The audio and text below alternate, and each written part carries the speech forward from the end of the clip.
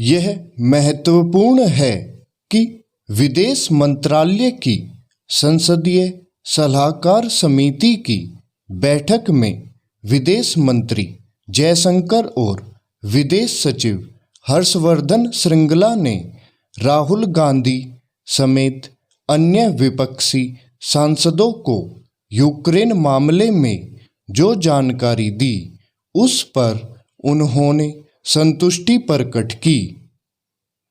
इन विपक्षी सांसदों ने यूक्रेन में फंसे भारतीयों को निकालने के सरकार के प्रयासों पर एकजुटता भी दिखाई। इससे भी महत्वपूर्ण यह है कि इस बैठक में गए विपक्षी सांसदों ने संयुक्त राष्ट्र सुरक्षा परिषद में रूस के खिलाफ आए निंदा प्रस्ताव पर मतदान से अनुपस्थित रहने के सरकार के फैसले का आमतौर पर समर्थन किया। विदेश नीति के मामले में ऐसा ही होना चाहिए, क्योंकि विदेश नीति किसी दल की नहीं बल्कि देश की होती है। इसी कारण विदेश नीति के मामले में पक्ष विपक्ष में सहमति की एक समृद्ध परंपरा रही है। इस परंपरा का निर्वाह होता रहे, इसके लिए सत्ता पक्ष और विपक्ष दोनों को ही प्रयास करने चाहिए। इसे रेखांकित करना इसलिए आवश्यक है क्योंकि अतीत में कुछ मामलों में इस परंपरा का उल्लंघन होता हुआ दिखा। क्या इसकी अनदेखी की जा सकती है कि लद्दाख में चीनी सेना के साथ झड़प के बाद कांग्रेस और कुछ अन्य विपक्षी दल किस तरह सरकार पर हमलावर हो गए थे?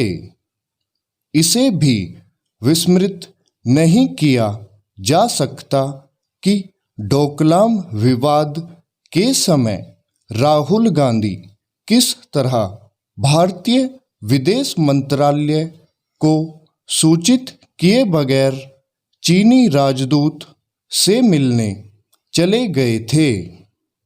इसी तरह जम्मू कश्मीर से अनुच्छेद 370 हटाने के साहसिक फैसले के बाद कुछ विपक्षी नेताओं की ओर से ऐसे बयान दिए गए थे जिनका इस्तेमाल पाकिस्तान ने अपने पक्ष में किया था। यह याद रखना आवश्यक ही नहीं, अनिवार्य है कि विदेश नीति से जुड़े मामलों में एकजुटता का अभाव न केवल राष्ट्रीय हितों को नुकसान पहुंचाता है, बल्कि अंतर्राष्ट्रीय समुदाय और विशेष रूप से भारत के प्रति बैर रखने वाले देशों को गलत संदेश भी देता है।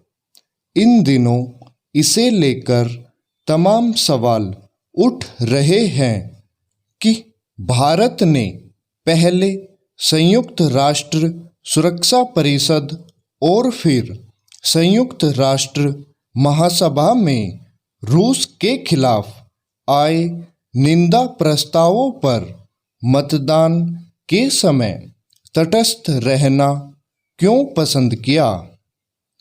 आमतौर पर ऐसे सवाल उठाने वाले इस तथ्य को ओझल कर रहे हैं कि भारत भले ही तटस्थ रहने की नीति पर चला हो, लेकिन उसने यह स्पष्ट करने में संकोच नहीं किया कि यूक्रेन पर रूस के हमले से अंतर्राष्ट्रीय नियम कानूनों और संयुक्त राष्ट्र चार्टर का हनन हुआ है।